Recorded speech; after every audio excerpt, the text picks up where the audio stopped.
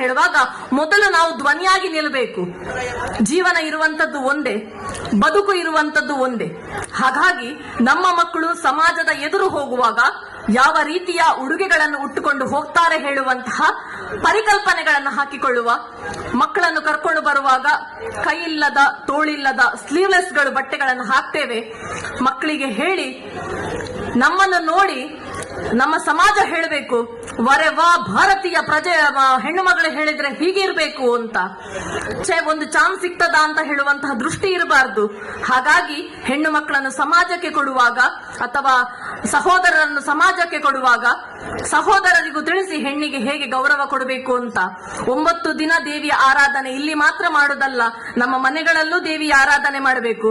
ನಿಮ್ಮ ಹೆಣ್ಣು ಮಗಳಿಗೂ ನೀವು ಆರಾಧನೆ ಮಾಡಬೇಕು. ನಿಮ್ಮನ್ನು ನಂಬಿಕೊಂಡು ಬಂದಿರ್ತಾಳಲ್ಲ ಬೇರೆ ಮನೆಯಿಂದ, ಆಕೆ ಕೇವಲ ಯಾವುದೇ ಸಂಬಂಧ ಇಲ್ಲದೆ ತಾಳಿ ಹೇಳುವಂತ ಸಂಬಂಧದಲ್ಲಿ ಬಂದಿರ್ತಾಳಲ್ಲ, ಅವಳನ್ನು ಗೌರವಿಸುವುದು ಕಲಿರಿ, ನಿಮ್ಮ ತಾಯಿಯನ್ನು ಗೌರವಿಸುವುದು ಕಲಿರಿ. ಇಡೀ ಭವ್ಯ ಸಮಾಜದಲ್ಲಿ ಎಲ್ಲರೂ ನನ್ನ ಸಹೋದರಿಯರು ಅಂತ ಹೇಳುವಂತಹ ಒಂದು ಸಂಕಲ್ಪವನ್ನು ತಗೊಳ್ಳಿ. ರಾಷ್ಟ್ರೀಯ ಸ್ವಯಂ ಸೇವಕ ಸಂಘ 100ರ ಹೊಸ್ತಿಲಲ್ಲಿದೆ, ಶತಮಾನದ ಉತ್ಸವದಲ್ಲಿದೆ. ನಮ್ಮೆಲ್ಲರ ಮನೆ ಇವತ್ತು ಸಂಘದ ಮನೆ ಆಗಬೇಕು.